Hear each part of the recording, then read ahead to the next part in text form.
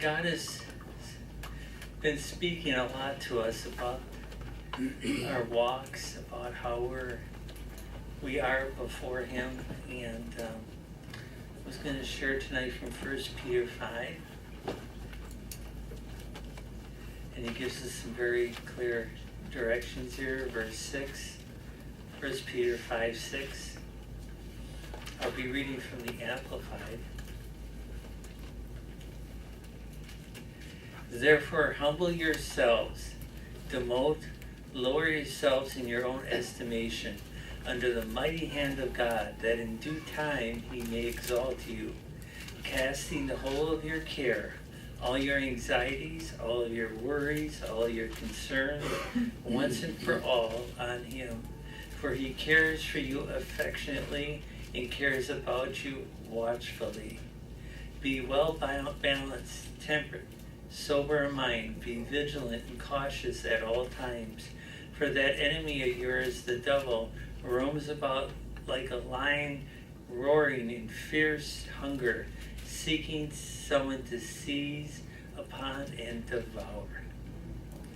Lord, I thank you for your word, and I thank you we're getting a more complete understanding and awareness even this night.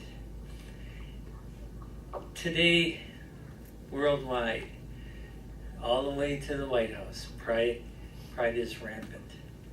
Arrogance is, very, very strong. And people wonder why they have some of the challenges they have. It's because they've got an exceedingly high estimation of themselves. And God says, if you're going to walk with me, humble yourselves. Lower yourselves in your own estimation under the mighty hand of God. In time He may exalt you. You know, it's like we're running a race, but we're not to be short of breath if we're running it in God. So we're not completing it. We're not there, because if we would be, we'd be there. We wouldn't be here. And, people don't realize we got to run the race all the way to the end. Amen. It does not matter how you start. It does not matter what happens in between. Sure, it does matter, but it matters greatest how we finish, and if we finish. And we have to not give up. We have to press in and follow through. And,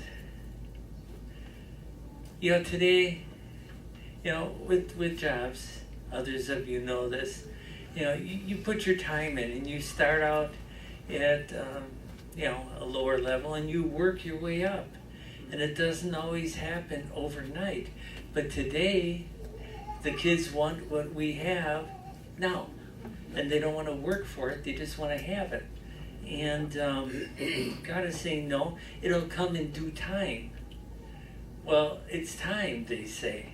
No, I say it's not due. Because if it was, God would be working it out. But, people think it should be, and God says you're not ready. And a lot of the challenge is we're carrying too many things. Now, it's not that we haven't talked about this before, but we carry so much on our shoulders, and in our hearts, in our minds, are troubled greatly. And we're overwhelmed and overrun by anxieties, by worries, by fears, by concerns, by confusion, doubt, it's all coming at us because we're letting it. We have to take a stand against it. And we have to determine and decide that no, we are not going to receive it, we're not going to walk in it.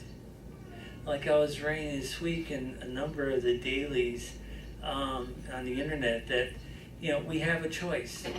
We can choose to do this or not do it. And we're choosing to walk in these anxieties and fears and worries and concerns. And God's saying, look, I went to the cross for all those, so you need not carry them. Give them to me. And that's why he says, cast the whole of your care. He doesn't say part of it. He doesn't say some of it. He doesn't say, okay, give me a little and then take it back. He says, cast it, all of it, completely, totally, absolutely, positively on me. And then you won't have to be concerned with it. And you won't be trying to carry it because you weren't made to carry it. We're not made to carry those things. But unless we give them up and release them to him, they can do a number on us. And it can emotionally, it can destroy us, make us distraught. Physically, it can just cause all kinds of physical ailments.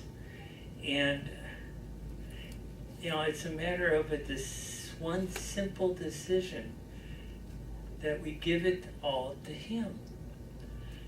And it's like, I asked God once, I said, God, why don't people give you all these things? And he said, because they don't think I can handle them right. It kind of hit me, like, whoa, you're the God of everything and they don't think you can handle it? He says, well, obviously they must because they keep taking it back.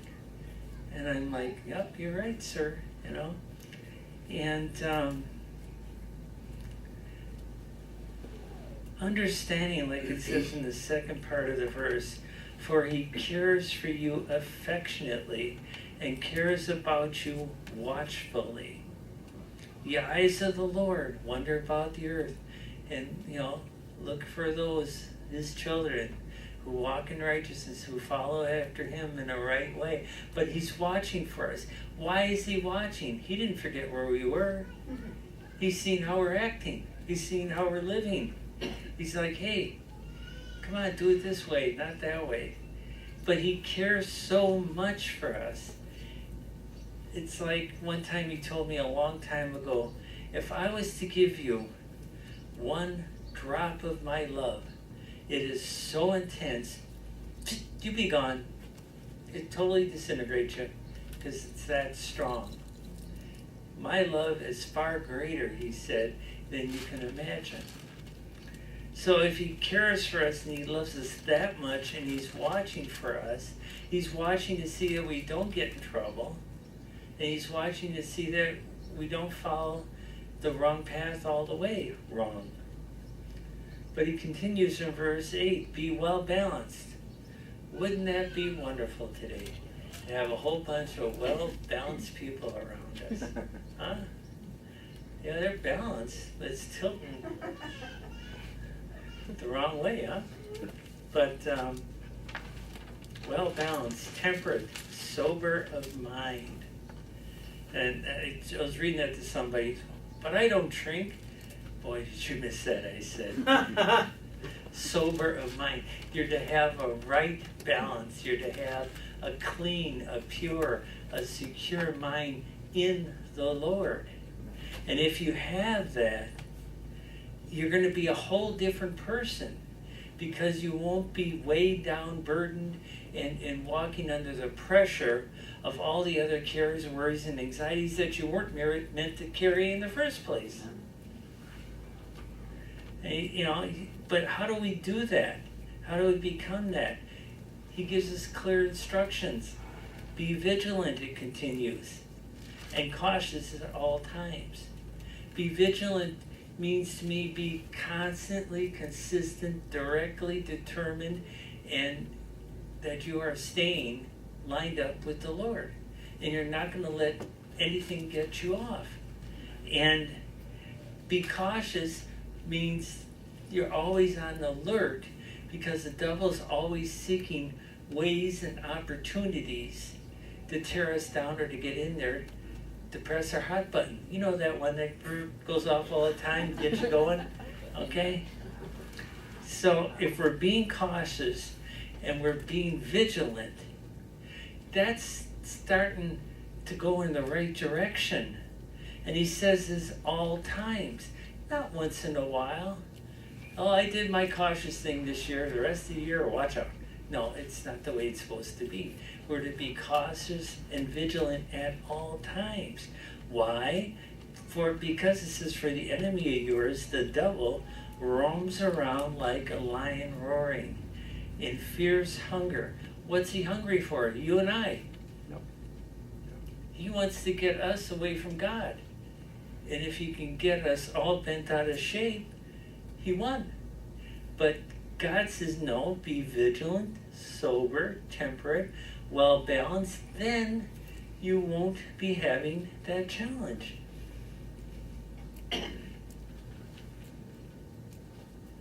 You know, we can be overwrought with this whole fairness doctrine. Life's not fair. This is just the truth. Life is not fair. It never will be. But if we look to the Lord, he can bring in more balance and fairness if we're looking to him instead of everything else. You know, I've told you this story many times. When I was in college, and we go to the dining hall, everybody be talking and everything else. And there was always one, they had poles down the middle of the aisle. Ding dong that designed it wasn't too smart, but anyway, they had these poles, and somebody was walking around talking, and bam, they crashed into one of those poles, and it sounded like a watermelon hitting the thing. This loud clunk, you know, and well, that's what we're doing. We're not watching where we're going, and we're walking into things, and we say, "Why'd you let that happen, God?" Wasn't his fault. We weren't watching where we were going. We were not being vigilant. We weren't cautious. We were letting the devil get the edge. See, he's always seeking someone to seize upon and to destroy. And so we have to have peace in our hearts. Yes, there will be battles. Yes, there will be contention. Yes, there will be all kinds of things going on. But if we stay in peace, that's going to kind of quell the whole thing. You know, it's going to be those waves will calm down. You know, it'll be more peaceful. We don't want to be going the way opposite of God. We want to be going the way of God. And in Ephesians 4:29, this is the result of letting all that other stuff happen. Okay? And here again, this all starts with a decision that we make or we don't make. The decision we're making is we let it happen. The decision we're supposed to make is not to let it happen. Let starts out with permissive verb. Let no foul or polluting language, nor evil word, nor unwholesome or worthless talk ever come out of your mouth. Okay, we don't have to raise hands because we'd all put our hands up, right? We've all done it, all right? But God says, don't do it. We're to stop it. We're to keep it right and in order if we're vigilant and cautious. If we're looking to him, we're abiding in him in peace, that will make the difference. What are we supposed to do instead? But only such speech as is good and beneficial to the spiritual progress of others. Oh yes, and the conversations we had today were for the spiritual edification of everyone, right? Oh, I don't think so. When that guy cut you off or that woman, yes, you were spiritually edifying them, right? You were sharing wonderful words of love. No, let's be honest, you know, but we shouldn't have to do that. And it's easy to, because it doesn't go through the thinking machine. It just comes out of the gut. You know? Barbara had somewhat of an example last night with Nadi. She had a reaction, you mind? She had a reaction to blueberries. And she managed to have a whole bunch of poop come out. And then she decided to grab it. So she had hands full. And so poor Barbara's trying to pick her up, and she's sharing that with her. Well, that's a really good example because that's sometimes what we do with other people. Amen. We're sharing the poop.